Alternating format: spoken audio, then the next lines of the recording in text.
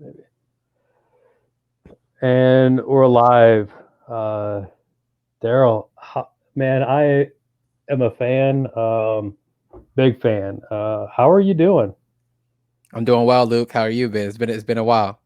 Yeah, it has been a little while. We've connected a couple times, and I always get really enthused when we have our conversations. And you know, we're not in competition, but I always leave a little bit more motivated. Like I need to do a little bit more after talking to you because you just kind of inspire that little bit of man. I'm just not quite doing enough, and Nah. I love that. I love that. Thank you, brother. But I feel the same way about you every time we speak. You uplift me, and we kind of motivate each other to keep Yeah, doing the good work that we're doing. So kudos to you, and thanks for thank reaching out for this reconnection. Yeah, yeah, absolutely. Yeah, and jumping on and having like this. I don't know if you saw the context of this thing, but I'm doing 30 conversations over 30 hours. So I'm having all these conversations with entrepreneurs and founders, and I am just blessed to have talented founders and entrepreneurs like you coming in. It's fantastic. It's such a like it's a really an interesting sort of community. When you can talk to their founders and entrepreneurs because we all kind of understand on some level what we're all kind of going through in some ways. So it's awesome.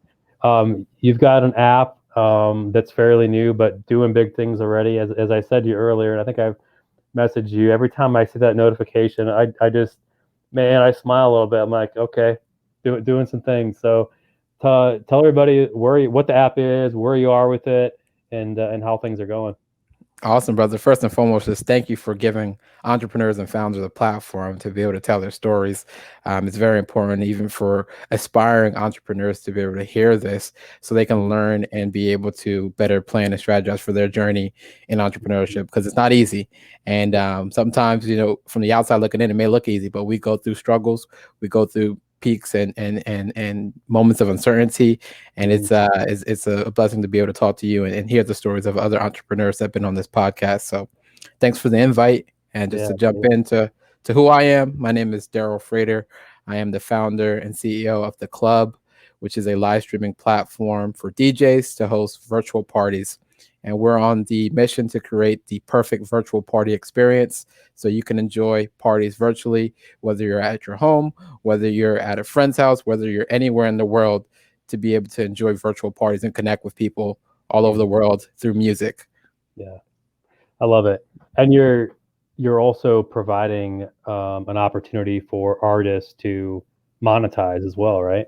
Oh yeah. So the premise of the platform started out with the dire need of entertainers, where giving all the parties, clubs, venues all across the country and even the world are shut down due to this pandemic, and that put Mhm. a big strain on the pockets and the income of these entertainers, whether it be DJs, bands, Mhm. artists, musicians.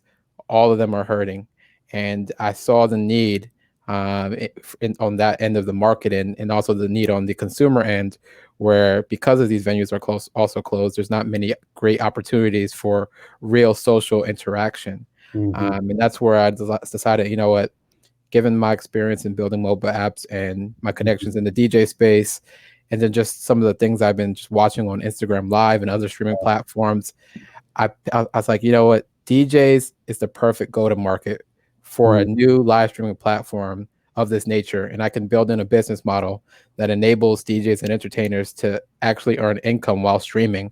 And I Mhm. set out to build the club. This was June of 2020, of this year, Yeah. where I came up with the idea, and within 3 months, we launched the first version of the app, Yeah. and are on our journey to raise some funds from venture Yeah. capitalists, and are doing a good job at it. Yeah. I just really impressive velocity to go from here's a problem and then you act on the problem, you build something, you gain traction, and now you're out in front of VCs doing a raise, and you're going to complete that here before too long. Just remarkable. And I mean, you've been out entrepreneuring for a while, so this isn't the first thing. What are some things that you feel set you up for? the velocity and the degree of success you've seen so quickly? Yeah, it's a process. It's not like I woke up and out of nowhere I'm able to build an app and pitch to investors. It's been a work in progress, and it started from where we connected, which is LinkedIn. Hmm. I started making content, giving business advice and motivation in Right. early of 2018, and that's where I met a lot of people through LinkedIn, Hmm. putting out content of this field of business. And one thing led to another. I started to consulting for Hmm. business. I started to work in advising startups. Then I was a co-founder of another startup, and then Hmm. launched my own startup, all within 2.5 years. Yeah. So, it's not like I've been an entrepreneur for 10, 15 years plus. I've Right. only been a full-time entrepreneur for 2.5 years. Yeah. But if you really put yourself in the position to learn quickly and to take risks so you can actually get some experience and then improve on that experience as time goes on, you really set yourself up to tackle or to be able to take advantage of any opportunities that come your way. And when it clicked to me that there was a huge gap in the market for this kind of product, I saw the opportunity and I thought, like, if I don't take this opportunity, I'm a fool, and I Yeah. have to go in and give this a shot and take this risk. I've invested over $60,000 of my own money into this, and it's like, it's a huge risk to take to start a new company. Hmm. And it's because I had the confidence to go forward and do this. Yeah. Now it's paying off with my opportunities to pitch to really notable investors and connect Hmm. with really notable people in the music industry. So super excited to where we're at, and looking forward to see Yeah. where we go. Yeah. That's great. What encouragement or advice would you give to people who are in a position, or maybe they don't understand how to go from identifying a problem and idea to putting it into action? You were surrounded by people because you went out and found people. You found people on LinkedIn. You started advising. Like, you really went after it, and you found resources. What are some pieces of advice that you have to encourage people who maybe aren't aware of like how to even fill those puzzle pieces together? Yeah, I would say if you're at the starting phase where you don't have any entrepreneurial experience or you haven't ventured off into any business or anything like that so far, start with the education piece. Mm. There are a lot of resources online, whether it be from books, podcasts, you know, conference calls. There's so Hmm. many different resources online that are readily available for you Yeah. that you can learn from. A couple of resources that I use: Y Combinator Startup School. Yeah. It's a free online resource Yeah. that gives you a lot of information about startups and the lean startup process. Hmm. And it's super important to align yourself with some of these companies that are putting out great content to Yeah. get you started on your journey. Yeah. Another resource that was super impactful for me is the This Week in Startups podcast by Hmm. Jason Calacanis. Yeah. That, between his books and his podcast, I feel like I got an MBA in startups just by watching his content and Yeah. listening to his podcast hundreds of hours just for free. Yeah. And it's like, are you hungry enough to consume all that content and knowledge and really want to learn as much as you can? Yeah. Then once you hit a certain point where, like, you feel like you've gotten enough of that information, when it's time to start Right. executing. Because Right. now I don't have as much time to even listen to those podcasts Yeah. because some of it's redundant, some of it's information I already know now because I've been learning from it, I've been in it, and it's like, you reach a certain point where, okay, education, it's diminishing returns. You've learned enough to get going. Now Yeah. it's time to execute. Yeah. And a lot of times people are stuck in the idea phase or stuck in the learning phase for way too Yeah. long, and understand that, hey, now it's time for you to get your feet wet Hmm. and take some risk and start something. Is that partially because it's scary when it becomes real? When it's idea and it's on the napkin and it's just me talking to, friends, it's not real. When I have to apply what I've learned and consumed, then is that part of the issue? Yeah, I would say it's a partly the pain of risk. When you start thinking about what you're putting at risk or what you can lose from taking this leap, a lot Hmm. of times it's scary, and people, like to feel good about the thinking about entrepreneurship and thinking about what this can be and building that product or this idea. But it's really the executors that are the ones that actually make it, because Mhm. ideas are a dime a dozen. Like Yeah. everyone came up with Uber, everyone came up with Facebook, Right. everyone said came up with these cool ideas, but Yeah. the people that actually go out and create these new products and innovations are the ones that are able to succeed and capitalize on those inventions. Yeah, that's great. When you started the club, and maybe even now, it's a better question. Are How far off into the future are you thinking? Are you thinking and building for an exit to move on to the next thing? Is this something that you're going to see through forever? Or what's your approach, or what was your approach when you first started thinking about it? And then what's your approach now that you're having real conversations and getting checks and all these other interesting things? Yeah, so I focus my energy on the short term and the near term. So I know exactly what I'm doing today and tomorrow. That's Hmm. where I put all of my energy. I have a vague idea of the long future, like, hey, these are the possible outcomes 5 years from now. But I Yeah, don't have any, this is what I got to do in the next 5 years. Like, you have those kind of ideas where you think it can go, but you hmm, just never know. There's so many variables in life that's going to dictate what the things that actually happen. So I don't put too much energy. I focus on today, tomorrow, and have just a decent idea of what I want to do in the next 30, 60, 90. And if you yeah, think like that, have a kind of idea of your 30, 60, 90, but focus all your energy on executing today and tomorrow, hmm, that's where you see the biggest ROI of your time. Because you're not spending too much time thinking about things. You're spending time yeah. executing and producing real results. Well, that's why you've had such velocity. Because is that what you would attribute to? Like you're Yeah. what's this step and the next step, not what we're going to do years from now. That's Yeah. yeah, I you, don't spend too much time in the thinking. yeah, I would say maybe 10% thinking and 9%, 90% executing. yeah, And being a second time founder, and having experience with one startup before, mhm, I can move so much faster because I move with less fear. I move with much more confidence. And yeah, also, I'm a solo founder, so I make all the decisions. I call the mhm, shots. I don't need to debate or deliberate with anyone else.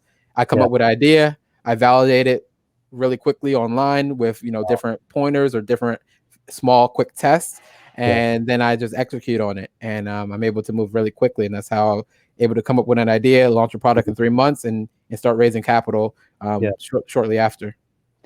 Have you have you ever been tempted to bring in other co-founders or other team members, or is that just something that gets in the way? I definitely need to build a team.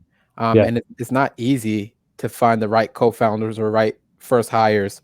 mhm, So I'm passively always eyes open for yeah, key people that can be my first hires or first co-founders. yeah, So that's something that I'm passively looking for. It's if anyone that's truly spectacular comes my way, it's that relationship building process where, hey, I see you, yeah, okay, I like you, yeah, okay, you can add a lot of value to this project, and yeah, then like if the synergies are there, we can make something happen. yeah. And it's kind of that process. But I haven't found anybody particular yet to join the team.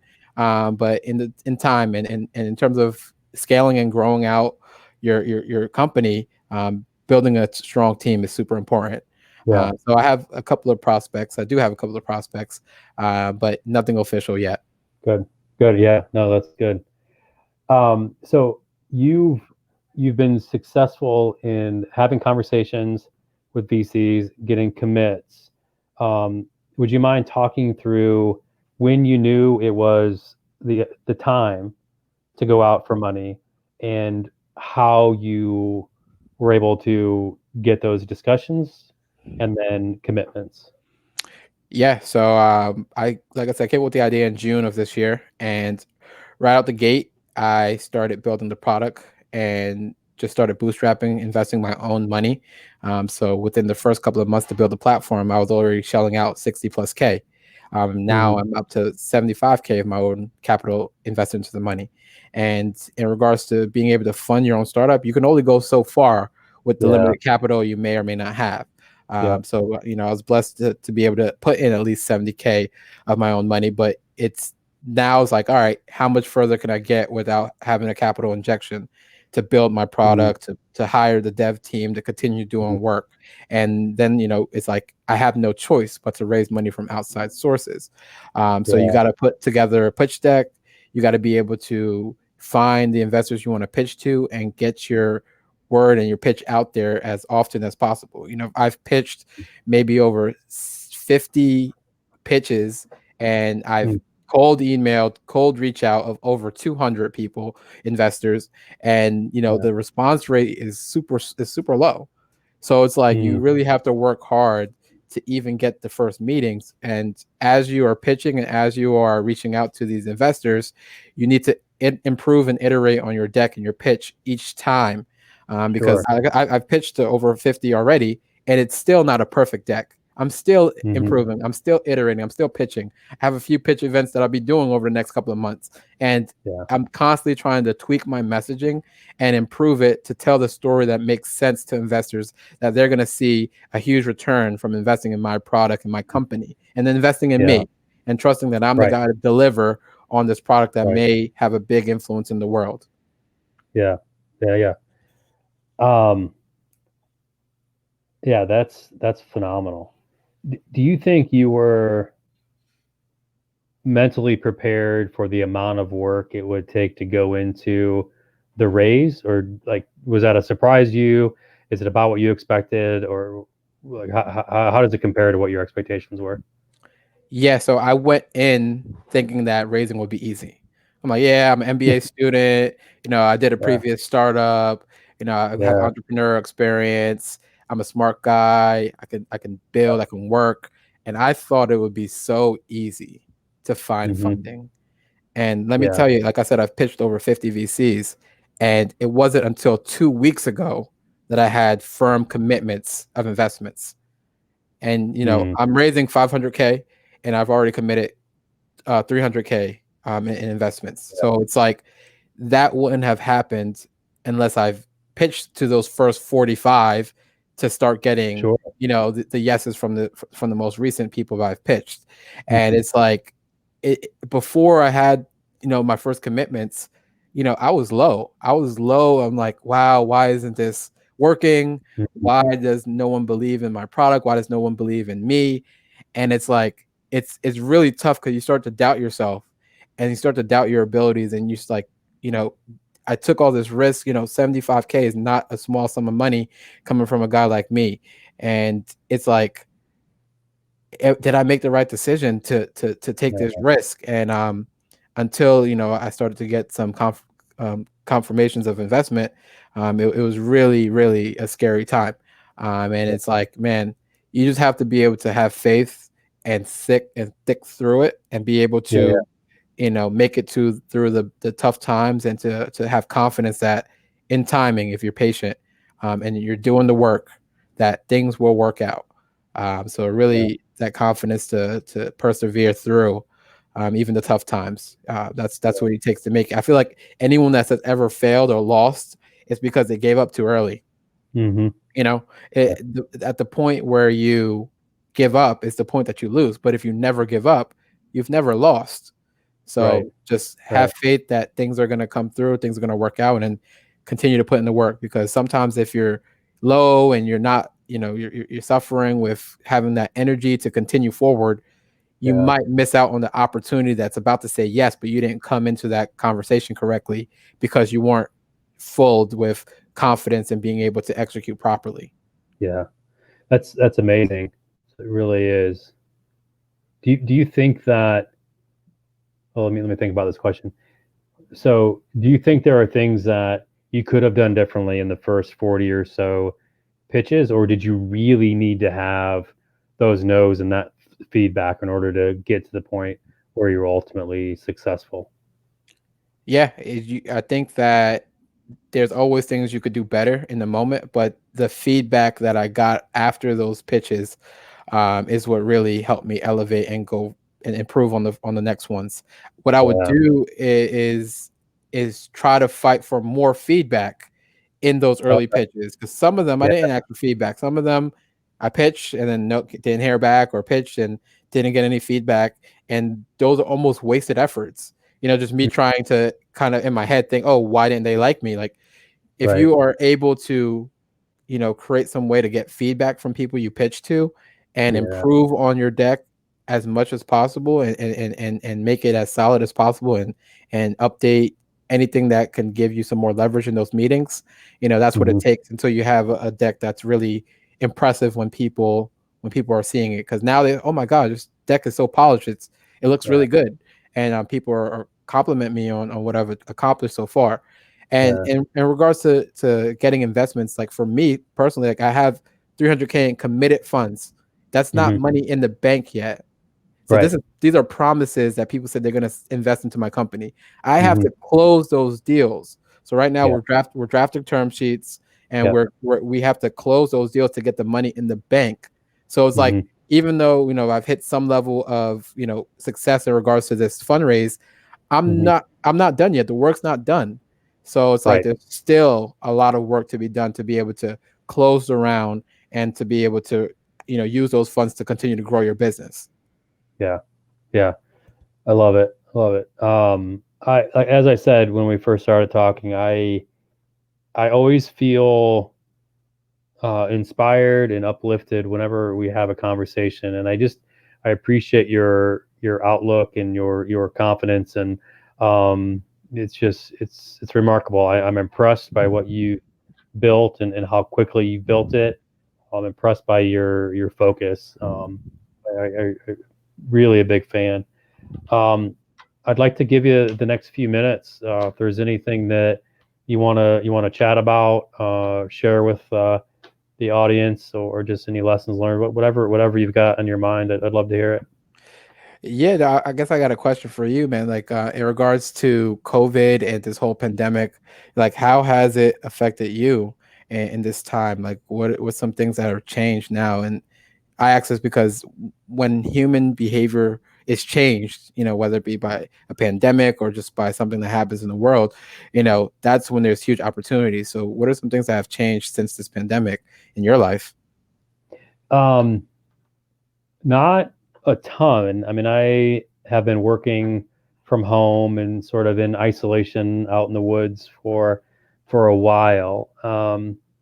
But I've missed having coffees and conversations in person with people. For years, I've had conversations over the phone and meeting people on LinkedIn. That's sort of been something I've done. But similar in some ways to you, in that because of what I saw happening around me, I knew I had to build a product. I knew I had to build something to bring entrepreneurs and founders together with contributors who can help them build those things before we might see those at events, Dig South and some other things across the country. And I knew a platform had to exist in order for us to do that at scale. So COVID sucks. It's horrible. Um, if there is a silver lining, it's that I've seen a resurgence in entrepreneurship. It helped craft this idea for the platform. Um, there are people very much like your example who are understanding there's a problem, and then we need to fix it. And I think that's remarkable. It's unfortunate that it came at the cost of a pandemic and lives lost, but isn't it remarkable that even in the worst circumstances, people became innovative, worked together virtually, and we're building tremendous things. And life's a little different, and a lot of people are suffering, out of work, sick, and it sucks. Um, but I think when we think back 10 years from now, there's going to be a lot of innovation that came as a result of people seeing the world in a different way and trying to solve problems in a different way. So, yeah, I guess that's it. Yeah, no, 100%. I agree. And it's interesting because, in these pandemics, in these time of downturn, economically, health wise, and other things, you see the ability for humans to innovate and to come up with solutions to these complex problems in the world. So, yeah, I agree. I think 10 years down the line, we're going to look back at 2020 and see that this was something that caused a lot of good, although in the time we're in right now, you can't really see much of it because there's so Mm. much devastation and bad things that are happening in this current moment. But Yeah. I'm super excited for what you got going on. I can't wait to listen to some of the other entrepreneurs that you had on the Yeah. show. And in regards to advice to any entrepreneur out there that's listening to this, it's important for you to just not have fear in your entrepreneur Mm. journey. You have to make mistakes, you have to fail, and you have to be able to learn from those mistakes in order to take steps forward. I see failure as a stepping stone to success. You would not be able to reach success without those failures to bring you up to that level. And as long Mhm. as you are able to fail forward as opposed to failing backwards and quitting, that's how you reach the ultimate success. And Yeah. find people like Luke, find people like myself that are interested and able and willing to assist and mentor and give guidance to entrepreneurs that are trying to make it and working on starting, the next big companies or initiatives. And I'm always available to try to chat and lend my time to help out. So you can reach me on LinkedIn, Facebook, Instagram. I have my name everywhere. So Darrel Frater, and you can find me, reach out to me, and we can definitely connect. And if you're a DJ or someone interested in music or virtual parties, definitely check out my app, TheClub. You can download the app at downloadtheclub.com, or you Mhm. can go to the Google Play or App Store and find The Club. That's The Club with no space, capital T, capital C. Love it. Awesome. Thank you so much for jumping on. Nothing but the best wishes and vibes coming your way. I'm a fan, and whatever I can do to help, let me know. Always appreciate our conversations. As soon as we're done here, I'll be looking forward to the next one. So thank you so much for stopping by, and we'll chat soon. Thank you, brother. Until next Awesome. time. See ya.